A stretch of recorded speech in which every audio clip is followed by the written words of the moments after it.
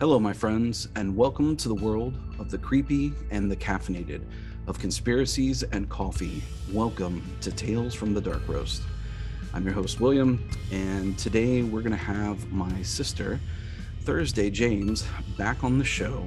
She had, we won't say a prophetic dream, but maybe a disturbing dream anyway, that she literally left me two or three voice messages over Messenger to let me know about this dream that she had that I'm somehow involved with. So let's welcome her back to the show. Thursday. Hey, welcome back. Thanks for having me back. Well, seems like I didn't have a choice because the message you sent me was kind of like, hey, I had this thing and we need to talk, and it freaked me out a little bit. And when it's you telling me that I'm involved and you're freaking out a little bit, I definitely want to know more. Yeah. So Yeah. before we get into it, I can see you've got your mug there, I do. and that is a tall boy mug. What you drinking? I'm drinking the Bones Coffee Salty Siren, which is my absolute favorite from them. That's up there for me. I mean, I think I've tried 7 different flavors of theirs, and that's definitely one that I enjoy. I am drinking what is it? Jacked Up all it's their I think pumpkin they call spice it one. like Jacked O Lantern or Yeah, something. Jacked O-Lantern. Thank you. I don't know why I was thinking all jacked up. It's good. Like, I'm surprised. Like, I don't really. So I love pumpkin spice, but I actually don't like pumpkin spice coffee because half the time you're only smelling it, you're not actually tasting it. This is 100% opposite of that. You smell and you taste it. It is strong. No creamer required, no sugar, no nothing. It is just, it's really, really good and spicy. Yeah. If Starbucks is like basic white girl, Mm-hmm. Bones's Jacked O Lantern is like turn up white girl. Yeah. In the disco. yeah. She's in sequins and glitter and lace and is all over the place. I want to be that girl. I want to be the dancing queen.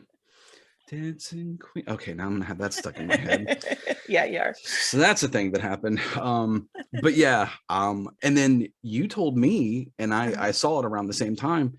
Bones actually is starting to be carried in a grocery store south of Tampa by about 2 hours. Farmer Joe's or Farmer Joe, something like that. Yeah, it's not Trader Joe's, but it's Farmer Joe's, I think. Yeah. Yeah. Farmer Looks like, I Joe's. know the sign looks like a little barn, like a red barn with their name on it. That's only 2 hours from me, and I'm not gonna lie, it's gonna be tough for me to not drive down there and just like empty their shelves of whatever they've got. So I just need them to make a new flavor of their cold brew pods. That's what I need. Is something other than s'more time. I do love s'more time, but that's the only flavor they offer in cold brew, and I'm a cold brew gal. See, I do make my own cold brew though. I use one of the, the not machine, but it's just basically a filter that you stick in cold water and throw in your fridge. Yeah. And I have one of those too. It's nice sometimes when I travel to be able to take just that one pod and stick it in like a bottle. Over ice. Yeah. So, all right. Well, now that we've fulfilled our obligations to the Java gods, what's going on? Okay, so I told you about, I don't remember when it was. I want to say the end of last week that I got tapped on the shoulder. Yes. Yeah. So I was standing in my bedroom. My husband was already in bed. I was talking to him about something. I don't remember what it was. And I felt a tap on my shoulder. And I reacted to it because I turned to look over my shoulder and I came very face to face with my bathroom door. So I was like, okay, so there's no one standing there, clearly. One of the dogs hasn't suddenly learned how to jump, right? Quietly tap you on the shoulder and land without alerting you. Or do that joke where they tap on one side and then walk on the other, which is what I thought had happened. So I went, haha, very funny, and looked to my left instead. There's nothing there either. My husband goes, who are you talking to? I was like, apparently I don't know. They wanted my attention, but I've no idea what they wanted. And then the night of the dream, I was getting ready for bed. My husband was already in bed, and I heard something that sounded kind of like snapping coming from my bathroom. Like finger snaps or like? Not finger snapping, like something being snapped in half, like a pencil being snapped in half, Okay. or like a popping sound.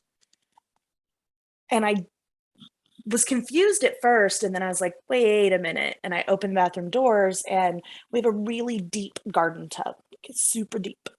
And I had put a shipment of bath bombs that I had just gotten in there, and all of the bath bombs had been individually wrapped in bubble wrap. Mm-hmm. And I thought maybe somehow one of the dogs had clambered in there and just was going to town with the bubble wrap. And as I'm standing in the bathroom, I can hear the bubble wrap popping to my side.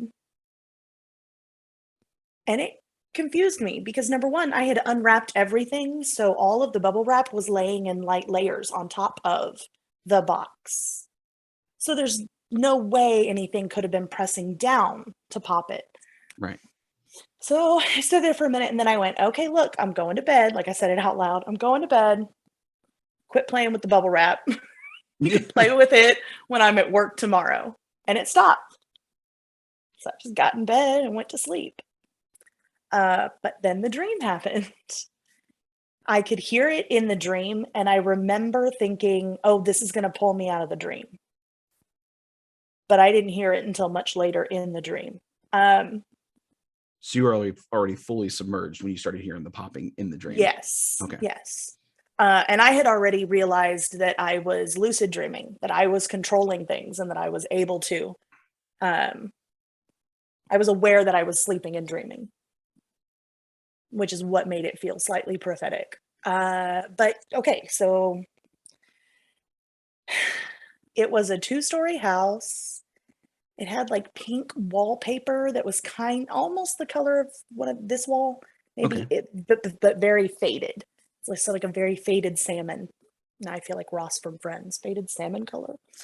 And it had like blue flowers, but it wasn't like a big flower. It was just like vines, like blue vines with flowers on them, Okay. all over. It was wallpaper. There were some rooms that had like it was falling down and peeling. There were some that had that looked pristine, as if they had just wallpapered that room. And I remember thinking, well, that's weird, because if this house is haunted, why are some rooms okay and some aren't? And that's when, like, that was the start of the dream. I was standing in a hallway, and I had the thought, this house is haunted. Mm. And if it's haunted, why are some of these rooms very disheveled, which made sense to me in my brain. But why do some rooms look like they're currently inhabited by living people? Right. And that's when I encountered the living people. So there were about four people, one of whom I never saw. I just knew they were in the house somewhere. Right. That dream sense of knowing things, even though you don't see them or hear them. Yes. 4 people, one I never met. There were 2 that was a man and a woman, an elderly couple. They were married. I had the sense that it was their house, but I also had the feeling that it wasn't their house currently. Mm. Like they were still alive, and technically they owned it, but they didn't actively live there. Right. And that they did not actively live there because of the activity within the house. So they had like moved out. And then there was another man who, and I'm just going to go ahead and describe him because I have no idea who this person is. But throughout the entire dream, he kept saying, "Oh, Bill would love this."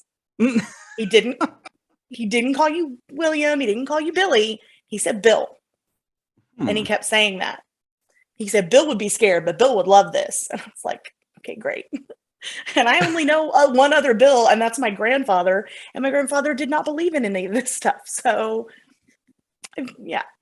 Oh, see, and that's weird for me because nobody calls me Bill. Like, I've never been a Bill. The only person that calls me Bill is my grandmother, Jean. and she's still alive and kicking. And she does it only because she knows I actually don't like being called Billy. Like my parents, like I get, as a 7-year-old, as a 13-year-old, Billy's fine, but being a 40-year-old Billy just always sounded weird to me. So I've never really liked being called Billy. I don't mind, I answer to it, but I prefer William. Mm-hmm. And no one in my family has ever called me Bill. Like I don't have any friends that call me Bill. No male friends anyway. The only person that ever calls me Bill is my grandmother Jean. So, well, I thought at first it was someone I didn't know, but then when I asked him about it, because he kept talking, he kept saying it over and over again, Bill would love this. He'd be scared, but he'd love this. I was like, which Bill are you talking about? Are you talking about Bill Scarborough? Like my grandfather? And he goes, no, this guy. And then he literally changed and looked like you. Oh, that's glorious. And then he flashed back and I was like, so are you a friend of his? And he goes, I think so. I was like, so you know him? He goes, yeah, we know each other. I was like, oh, okay. Cool. He was 6', 6'1", had long, like caramel colored hair, like a dirty blonde. Okay. I kind of, for some reason, thought he would normally wear it in like a low ponytail with like a leather wrap, but it was down in my dream. Like it was around his shoulders and everything. He kind of looked like a biker dude, not like a typical biker, but he looked like a biker dude. Like he had a leather vest on and a long sleeve shirt underneath that was rolled up, but it was like unbuttoned at the top. That's So my dad actually used to be involved with a veterans biker club back in Virginia. The Peacekeepers, I think, was the name. And so we hung out with a legit group of like bikers. So, but again, I mean, I was young. I mean, this is probably from about 10 to like 13 or so. Yeah.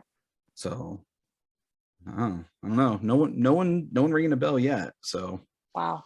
Well, I walked into the room and he was there and he did not introduce himself. He just started talking. It's like, okay, so tell me what's happening, what's going on. And he was like, oh yeah, some of the spirits won't leave. Just some of them are unsettled. They won't leave. I was like, okay, well, how long has this been going on? He goes, oh, about 60 years. I was like, what? Okay. And you're just now calling for help, which by the way, I had no idea I was the help. I did not realize that that's why I was there, why I was in the dream, why I was anything. And yeah, he said, look, there's one now. And I had been standing in the doorway and I turned to look through like a dormer window behind me that was in the hallway. And I turned to look and I can see behind me the guy, and then there's another face like in between me and him, directly behind me. And right as I made eye contact with it, the glass cracked and split. And so I turned back around to look at him and he goes, yeah, they're ugly, aren't they? I was like, what? Sure, I guess. I don't, it just looks like a human face. So I don't know if they're ugly, but yeah, okay. So he starts walking me through the house and he starts telling me, this person's in this room and this person's in this room. And what's in here is not a person, but it used to be a person and now it's something else. So he's explaining where all of this, like, I guess where all of the entities are located. And I was like, okay, look, we have to start at the top. We have to go in. We all have to have something in our hands, whether it's Palo Santo, whether it is sage, whether it's cedar, rosemary, whatever we've got. We're going to hit it on all sides. Each one of us in a corner, open one window. We're going to all say the same thing and move towards the center and then move the smoke out the window. And when we shut the window, we immediately walk out the door, shut the door, spiritually lock the door. He was like, man, that's a lot. I said, well, do you want them gone or not? And he like turned and looked at the elderly couple. And they were like, yeah, we'd like them gone. We'd like to come home. And then I felt so bad. Like started crying I guess in my sleep. Because when I woke up, I was crying. Oh, man. I felt really bad for them. So we did that in a few of the rooms.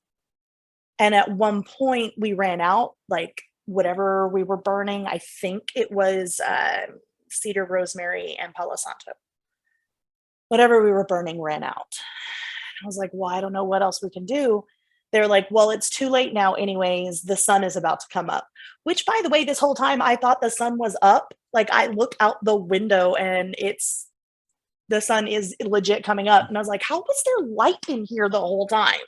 Yeah. So they go, yeah, we're going to have to go to sleep. And this is the only time we can sleep in this house. It's during the daylight. That's fun. Sorry. I scared the dog. Go lay down. All right. So they were like, we have to go to the garden room, solarium, whatever, because it's got all these windows. It's just surrounded by glass. We have to set an alarm so that we can wake up before the sun goes down. And we have to be out of that room before the sun goes down. Otherwise, everything that's on the grounds but not inside the house can see us. And I was like, well, that sucks. Okay, cool. So like we all went to sleep in this one big room. And I remember like hovering above myself, watching myself sleep in that room, but it did not look like I was in that room. It looked like I was hovering above myself in my bed here at home. Well, that's some next level mind twisting. I don't know if I inceptioned myself or something. Yeah. I don't.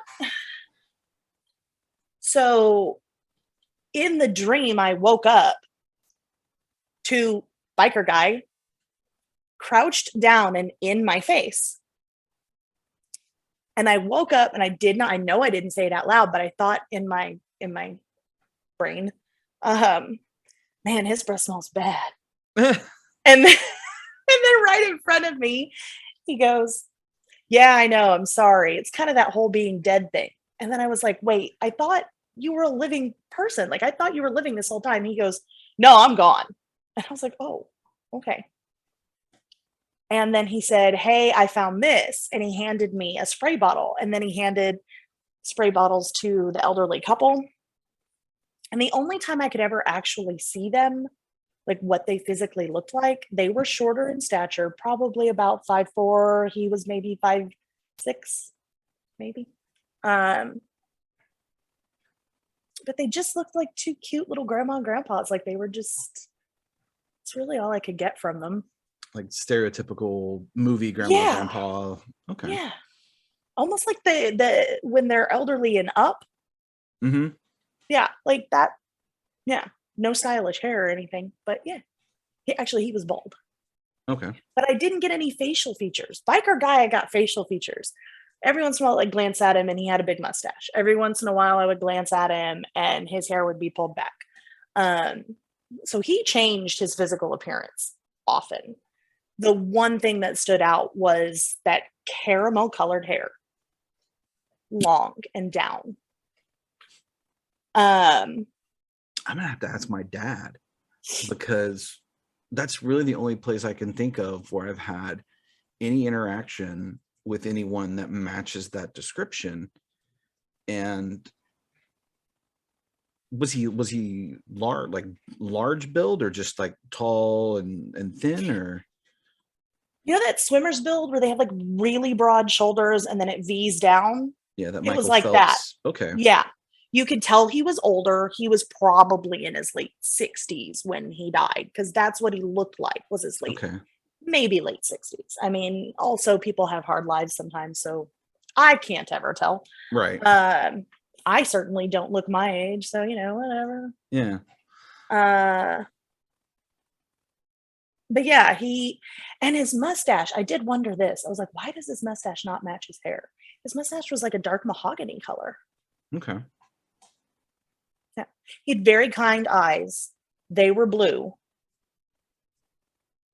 But yeah, and he would just like grin at me sometimes. I think it seemed like he was missing a tooth on the left side of his mouth and on the top left. Okay. But like every once in a while when we were doing stuff and getting rid of spirits, he would just grin at me. Or when I would be like, yeah, close the window now. Like, don't let it back in. He would grin and be like, all right, all right. And I mean, that absolutely sounds like somebody from my life. I'm not going to lie. Like everything you're describing, like, okay, this could be someone I know and have hung out with. But yeah, we finished up and we got to the last room, and that was that conservatory. And it terrified me because like we walked in, or actually I walked in thinking, okay, so if we're going to cleanse it, like we have to be in here. I walk in and it was like dark masses just swirling around me. And I was like, what the heck? Like you guys didn't say this. You said there would be stuff outside, but you didn't say this.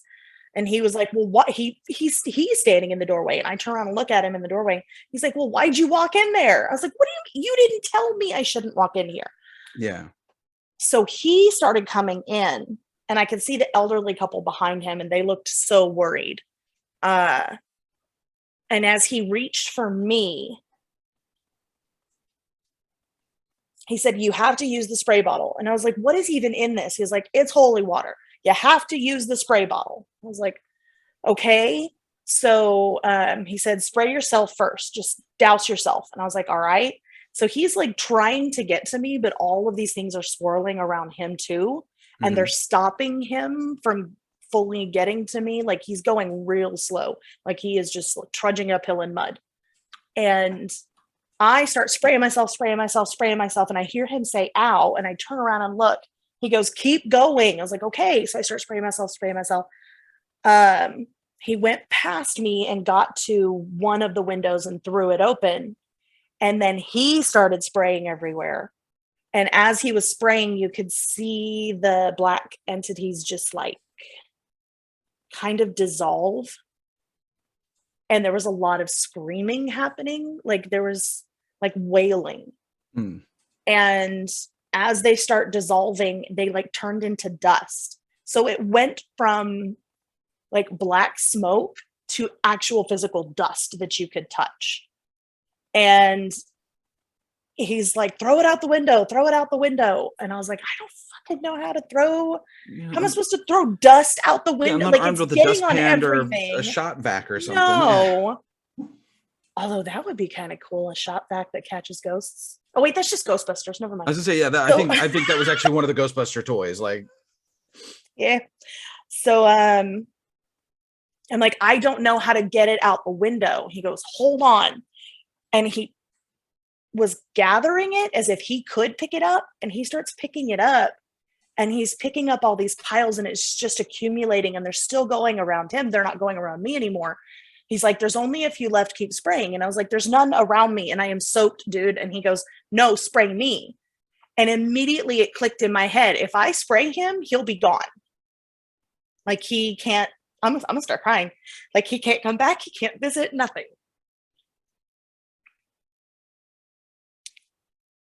To take a sip. no, absolutely. Take a moment.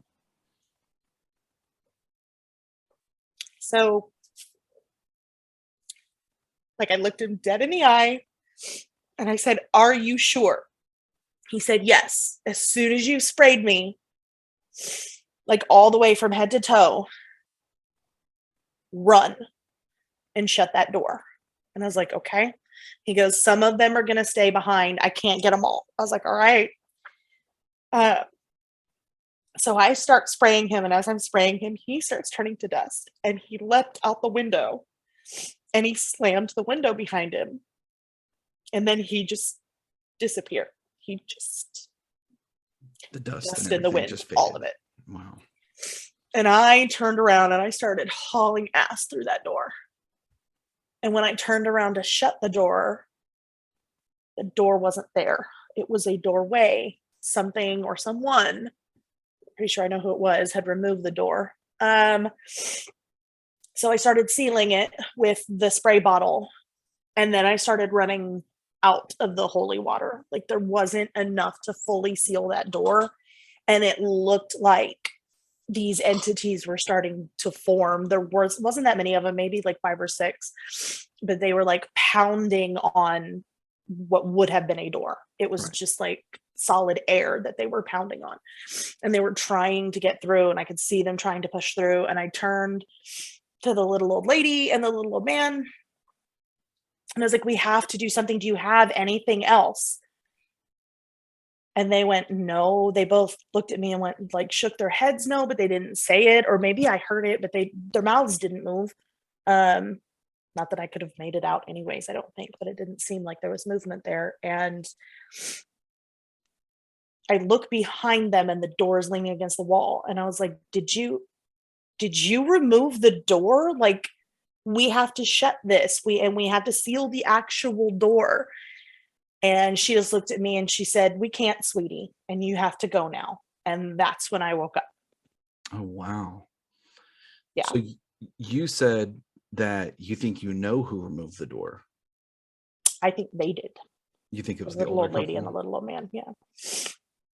So I know you thought that they were possibly living. Yeah. Do you think they may have been spirits on their own? Yeah.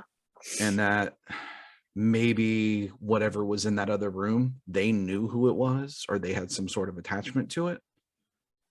I think they were linked with the man, and they were doing stuff in that house when they lived there that they should not have been. Mm-hmm. I think they were inviting a lot of stuff in unknowingly. Maybe trying to contact that one guy, but Maybe. opening the door to other things.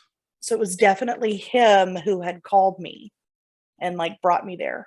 And he was being extremely helpful throughout the whole thing, obviously self-sacrificing. But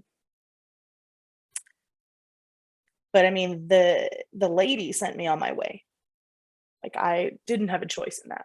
Wow. When I woke up, I mean, my heart was pounding. I was crying. I was like trying to catch my breath. I felt like I just run a marathon or something. Wow. Yeah. Oh, in one of the rooms, the ceiling was painted blue.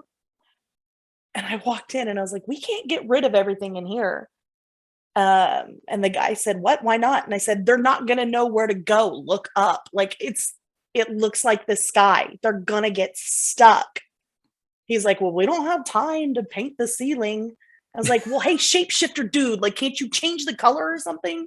So yeah, that one was weird. He like stood in the middle of the room and kept trying to change it, and it looked like purple iridescent. And I finally got everything out the window, and then it snapped back to blue. That's funny. I wonder, and it's funny because I my friend Drusilla, who was the first guest, she talked about, haints, and we talked about haint blue. And that was one of the reasons why they painted the ceilings of like patios and front porches. But yeah, Drusilla had mentioned that color, that haint blue, and that's funny that would happen in your dream too. Yeah, I definitely see why you would give me a call after, or, message me after that. I would too. I've never had a lucid dream, so I can't control my dreams at all. And to the point where even in dreams, like where I'll be doing something that I know I shouldn't be doing, I won't do the thing that they want me to do or whatever's happening because of who I am. Like, it's in my nature to not, to not kind of compromise like that if it's something I believe in. So like, I'll have that happen, and now I'll know that I'm in a dream to a point, but I can't control anything in the dream or, make changes or, guide where it goes. I'm just along for the ride. But I have had moments where I'm like, I'm in a dream. Yeah. Because this person doesn't talk to me anymore, or I've never actually had conversations with this person. So why are they all of a sudden like my bestie? When you did realize that you were having the dream, did you then wake up? Sometimes yes, and sometimes no.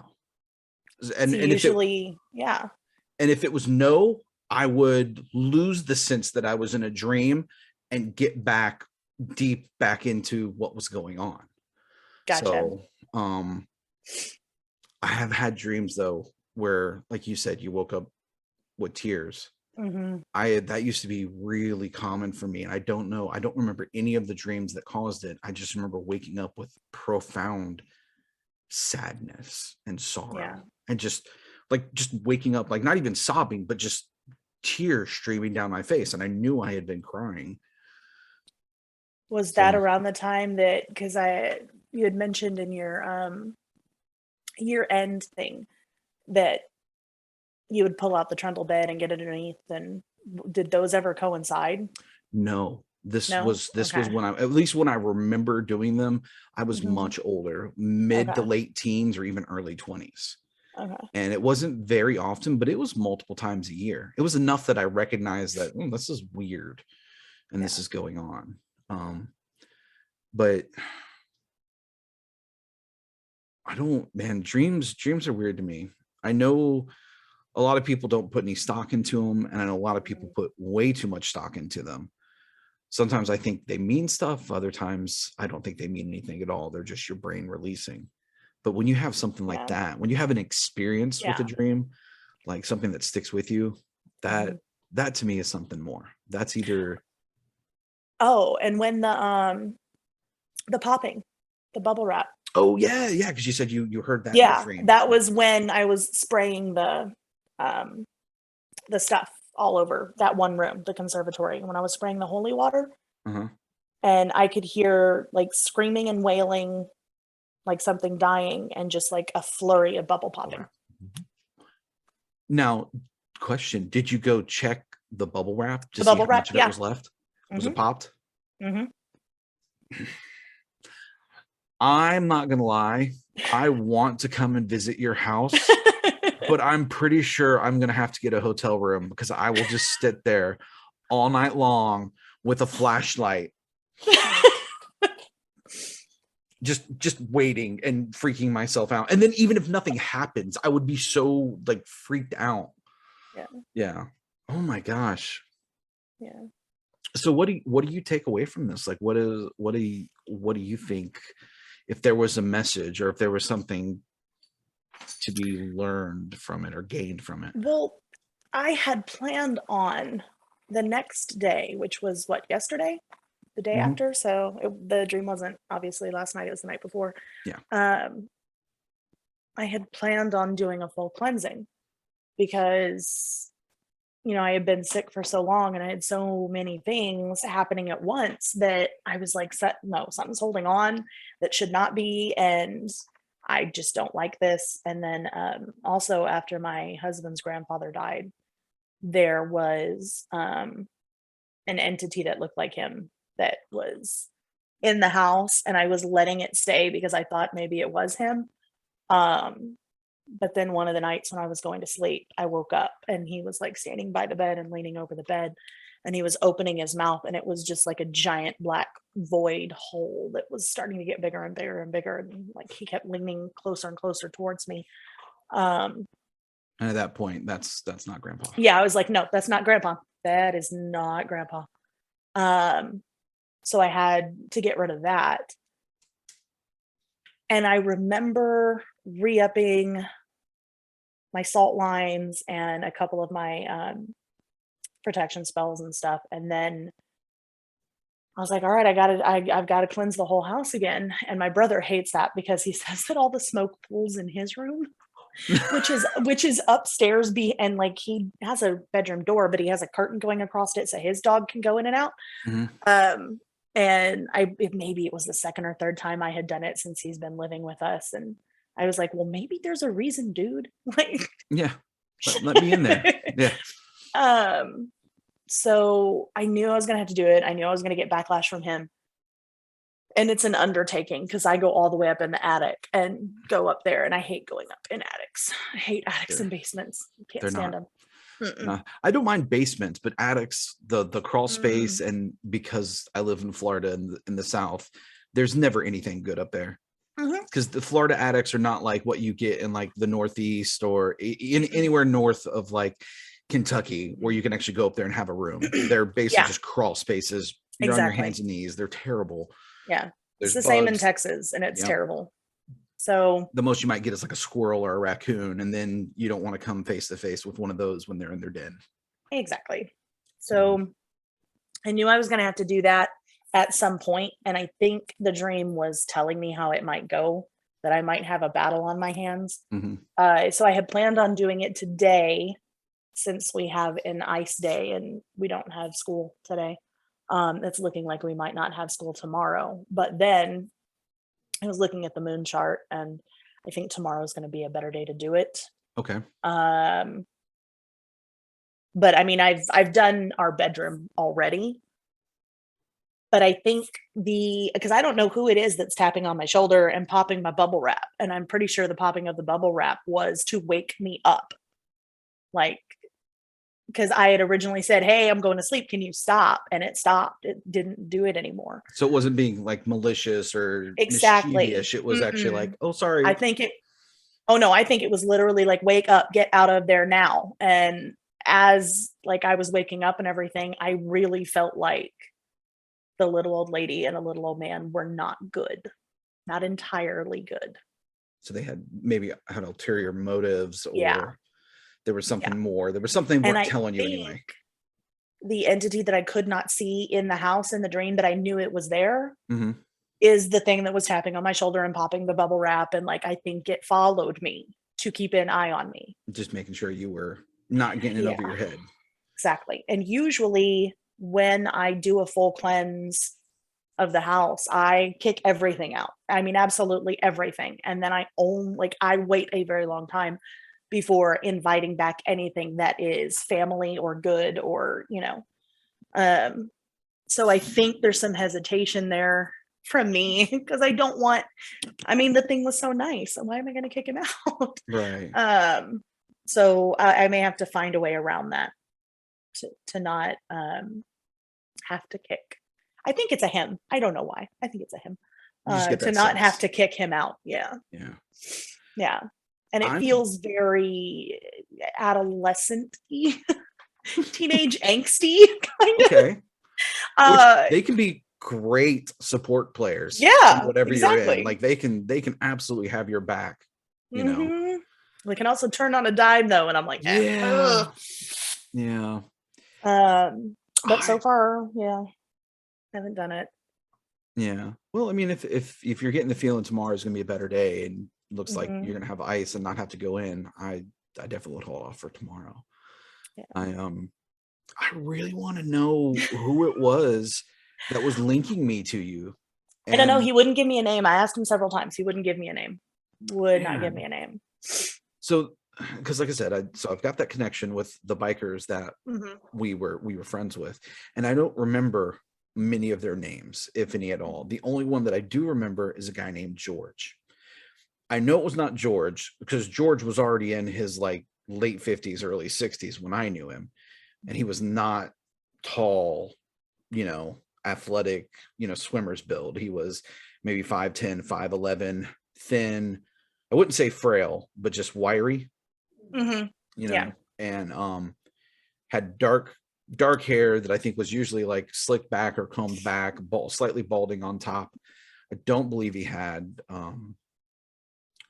blue eyes and no mustache for sure.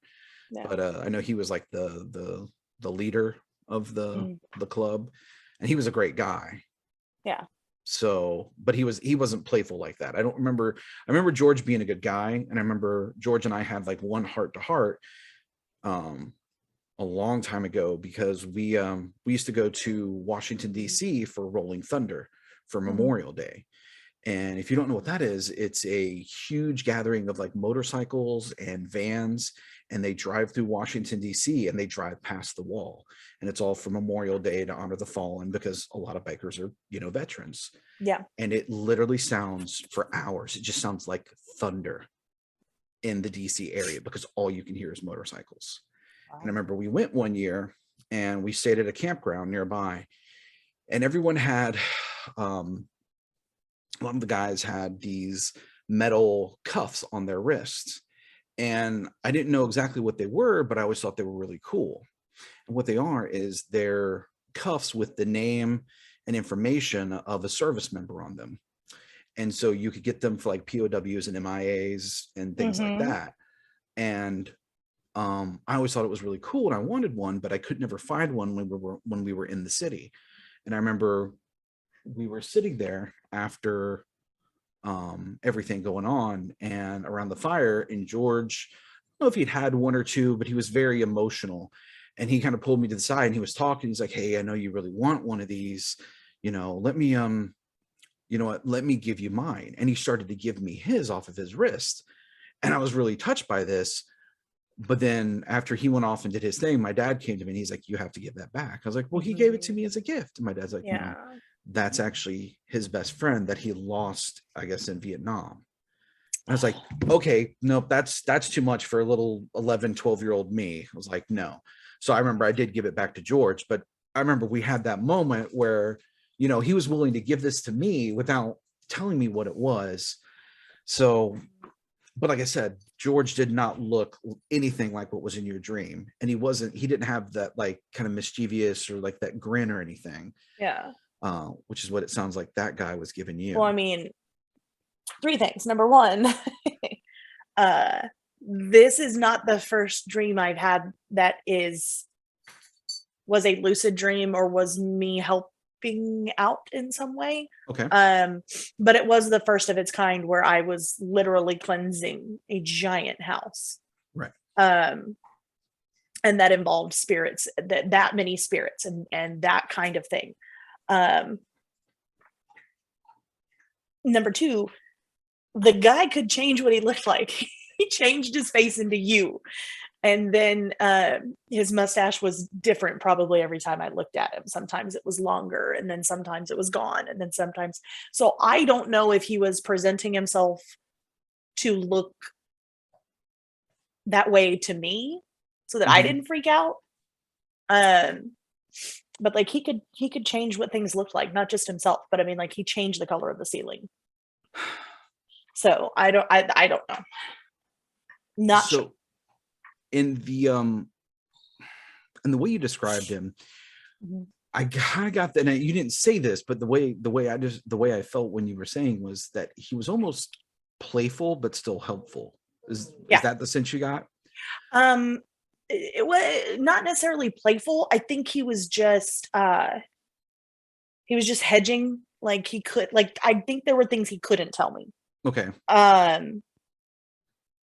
Like he never once said to say hi to you, which I've had that before, where I've had spirits tell me, say hi to so and so. He never once said that. So it's possible that he knows you either in passing or knows you because he knows someone else, like in your family or friend circle. And that he knew you as an acquaintance and like, hey, that's a cool dude. That kind of thing. But also, I mean, if he was around and in that house, Mm-hmm. it's possible he was around other places too. So it's possible he has seen you since Right. he's passed on. Just throwing that out there. But before I said the two things, the third thing, he had metal cuffs on both of his wrists. He had 2 on one and 3 on the other. And they were like a silvery nickel, kind of like a dark Okay. Well, gray because metal. if you Google the bracelets, I don't actually know what they're called, but I know that I've seen them in like a dark silver almost. Mm-hmm. So just like a plain like brushed metal.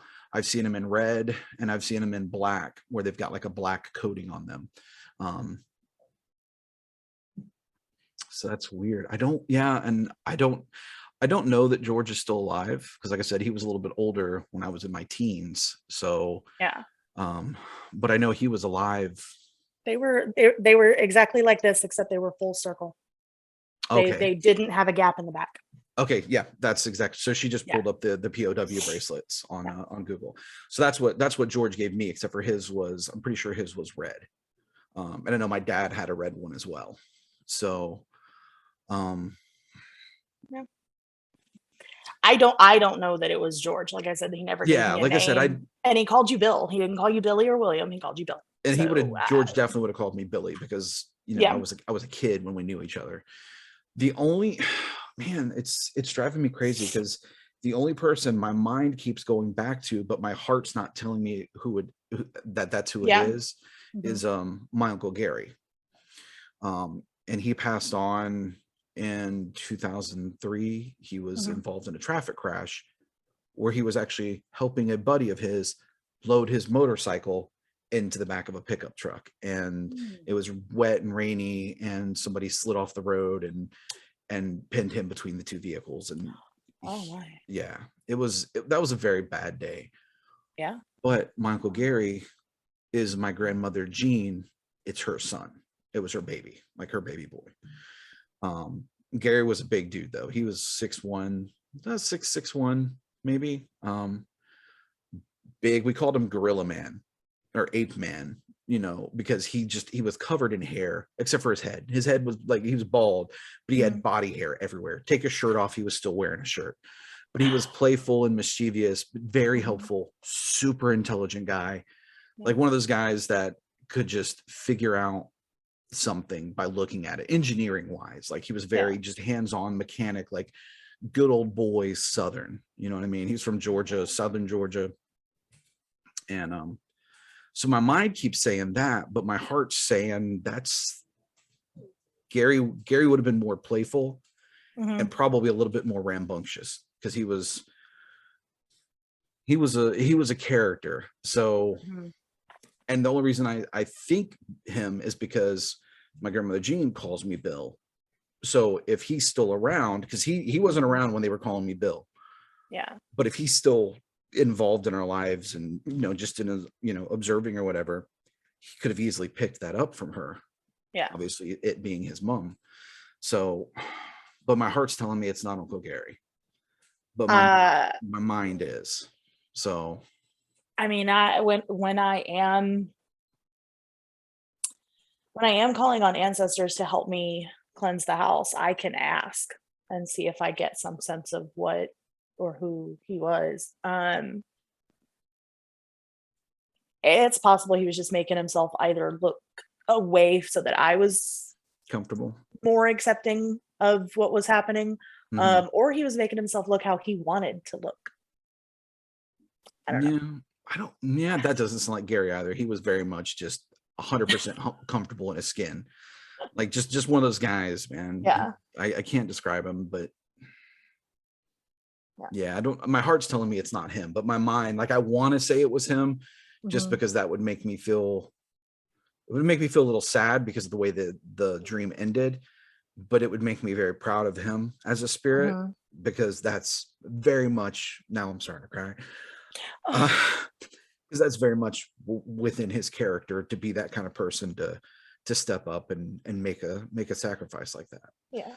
So And I definitely got the the sense that whoever he was, he can't, well, I don't know that I can't say full on that he can't, but I got the feeling that he knew that once he did that, he may not be able to visit again. right. So, Well, I hope that whoever it is that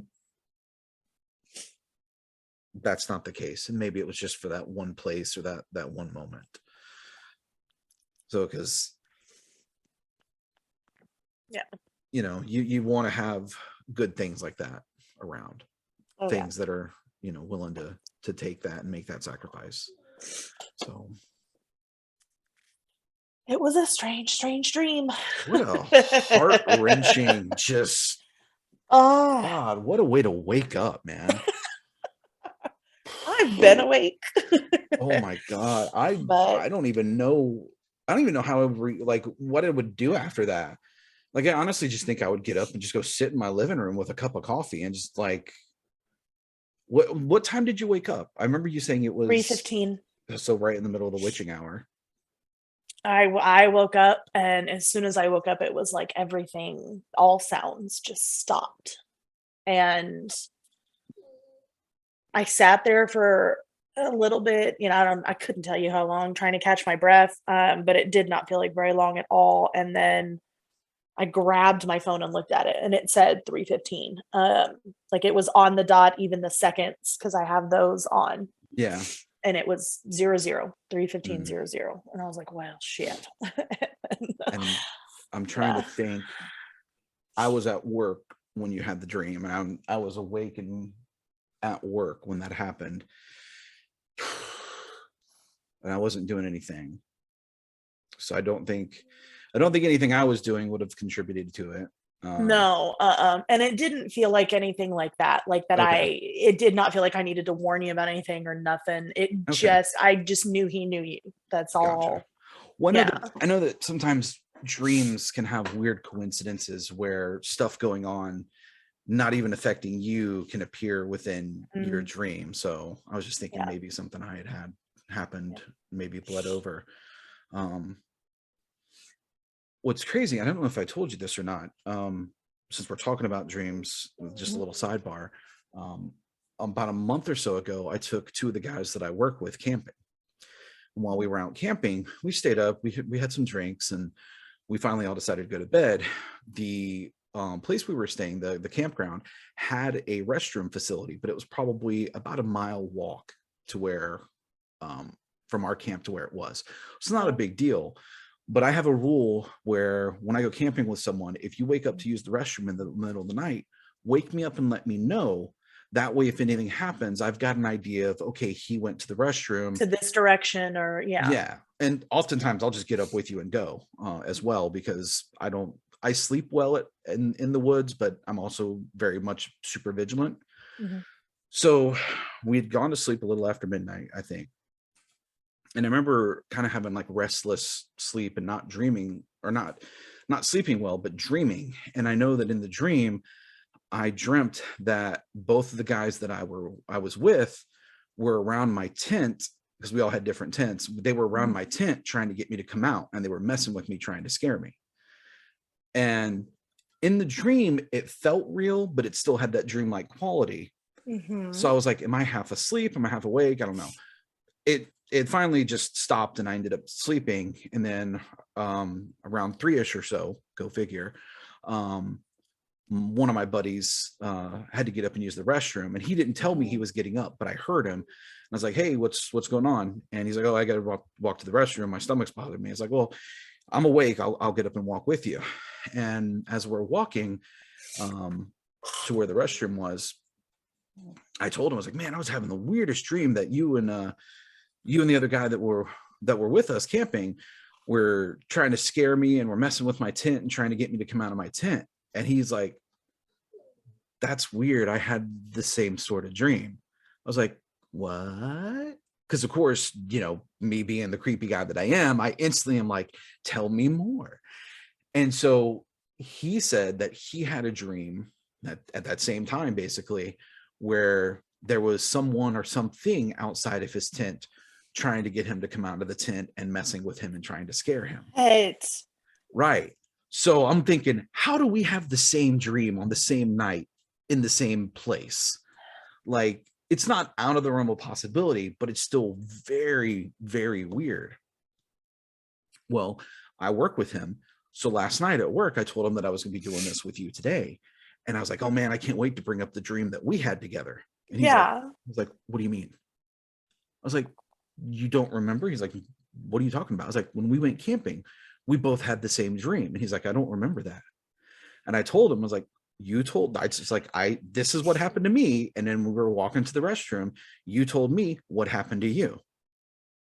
He's like, I don't remember that dream. I don't remember telling you that. I'm like, dude, what is going on? Like, I'm not What? gas. Like, I'm not. I was like, am I gaslighting myself? Did we not have that conversation? But I know we did. And I know that we walked to the restroom together because we talked about it in the morning. We were joking around with the other guy because we actually like shined the light in his tent, messing with him, trying to wake him up. And he was out like a light. Like, he was just gone, dead to the world, asleep. So, we told him, we're like, oh yeah, Wow. we got up at like 3 something and went to the restroom. He's like, oh, I didn't hear anything. We're like, we know you were snoring. But Oh. he honestly did not remember telling me that he had the same dream. So Well, I am very glad that neither of you got up Up and and went walked out of the out. tent. Yeah. Yeah, I don't play around. I don't play around with stuff in the woods like that. No. And it's funny because we actually got lost in a like in a park on a circular track that only had two paths on it, following the map given to us by the park ranger and following a GPS program that I had on my phone. It kept leading us to some closed off path that it kept saying, this is the path that goes to where you want to go. But we looked at it and it's literally just overgrown with like trees. You can tell there used to be a path there. And I'm like, how did we get lost? We just walked 2 miles in a circle and ended up back at our camp. And the creepy, podcast host in me is going, something's going on. Like, something was definitely going on. Something was fucking with y'all. Yeah. Like something was hardcore just. And there was no malice to it or anything like that, but we definitely got ourselves lost in a park that is basically just one big loop. And we were laughing about it because I was like, our GPS is going to take us and we're just going to walk off and no one's ever going to find us.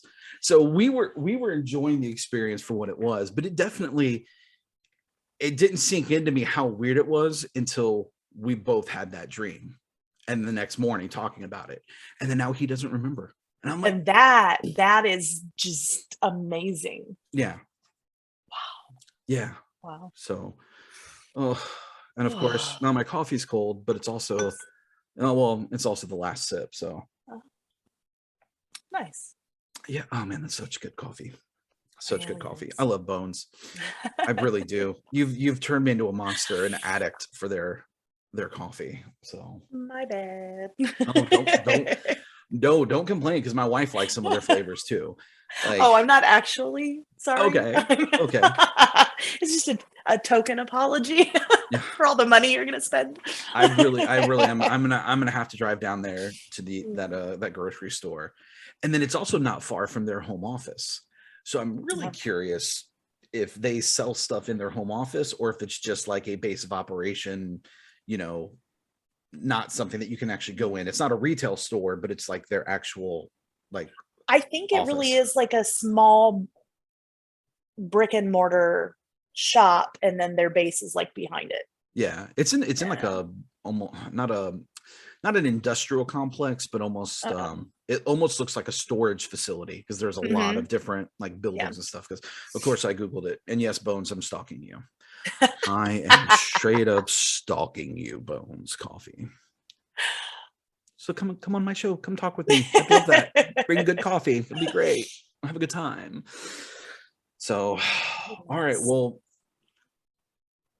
I feel like we're gonna have more from you. I just get the feeling you're going to be back on the show either later this year or in a couple of months. Something's going to happen and we're going to have another one of these conversations where we both end up in tears, or hopefully good tears, not bad tears. Good tears. Yeah, I don't want bad tears for either of us, especially with all the stuff going on down there with you guys. Yeah.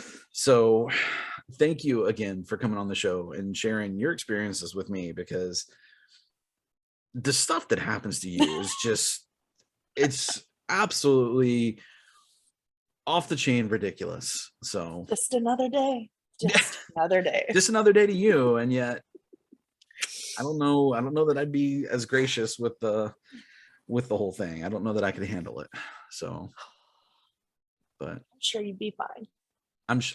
I'd like to think that I've got enough book knowledge to handle it, but I don't have enough practical yet. So we'll see what happens. So again, thank you very much for coming on and talking with me and sharing that dream, which was absolutely ridiculous. Anytime.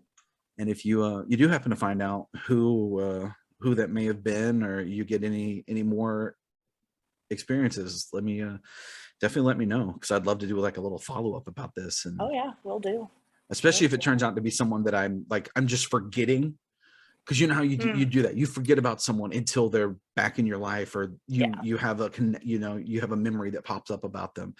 So there may be someone that I'm just absolutely forgetting, and then as soon as you tell me, Yeah. I'm gonna be like, oh my God, what? Yes. Oh my God, that's 100% who that was. I hope I get a name or something Yeah. at some point. Yeah. So, well, thank you very much again. And just keep yourself safe. Always. I know you do. So, all right.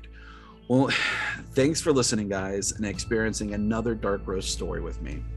I hope you enjoyed the episode, and let me know in the comments if you've ever had a dream that was just a little bit extra and left you feeling out of sorts. Also, if you want to share your story with me, but maybe don't want to come on the show directly, drop me an email at tfdr.podcast@gmail.com, letting me know all about your experience, and maybe we can go back and forth and talk about your experience, at least digitally. And then remember, you can find the show on most major platforms: YouTube, Spotify, Google Podcasts, and Instagram. Just search for Tales from the Dark Roast.